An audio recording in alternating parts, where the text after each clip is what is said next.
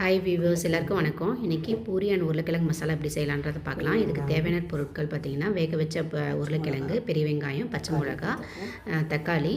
Next பார்த்திங்கன்னா எண்ணெய் ஊற்றி கடுகு சீரகம் ஆட் பண்ணிவிட்டு இது பொரிஞ்சு வந்ததுன்னு கருவேப்பிலை ஆட் பண்ணுறோம். கருவேப்பிலை நல்லா பொரிஞ்சு வந்ததுன்னு நம்ம கட் பண்ணி வச்சுருக்கிற பெரிய வெங்காயத்தை ஆட் பண்ணிக்கிறோங்க.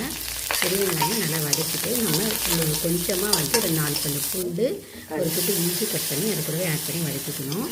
நான் வதக்கியிருக்காங்க. நெக்ஸ்ட்டு பார்த்திங்கன்னா தக்காளி ஒரு 6 தக்காளி எடுத்து அதையும் கட் பண்ணி வச்சுருக்கேன், அதை ஆட் பண்ணிக்கிறேன். நம்ம வேக வச்ச உருளைக்கிழங்கை நல்லா கையிலே போட்டு ஆட் பண்ணிக்கலாம். நெக்ஸ்ட்டு 1/2 ஸ்பூன் மஞ்சள் தூள், 1/2 ஸ்பூன் மிளகாய் ஆட் பண்ணியிருக்கேன். பச்சை பட்டாணி எடுத்துருக்கேங்க. பச்சை பட்டாணி கொஞ்சம் ஒரு கைப்பிடி அளவு சேர்த்து ஆட் பண்ணிவிட்டு நல்லா கறி விட்டுக்கலாம், மிக்ஸ் பண்ணி விட்டுக்கலாம். நெக்ஸ்ட்டு பார்த்திங்கன்னா ஒரு 1.5 ஸ்பூன் அளவுக்கு கறி மசால் தூள் எடுத்திருக்கேன்.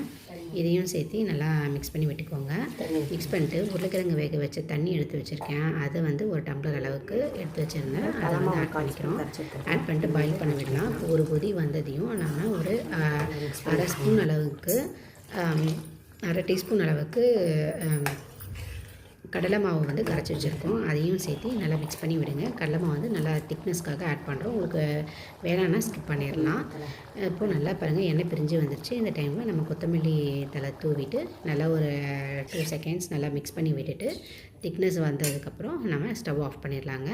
நெக்ஸ்ட்டு பூரிக்கு தேவையான அளவுக்கு எண்ணெய் காய வச்சுட்டு நம்ம தேய்ச்சி வச்சுருக்கிற கோதுமை மாவு நம்ம போட்டு பொரிச்சிக்கிறோம். இது பார்த்துங்க நல்லா உப்பி வருது. நல்லா சாப்பிட்றதுக்கும் நல்லா சாஃப்டாக இருக்குங்க.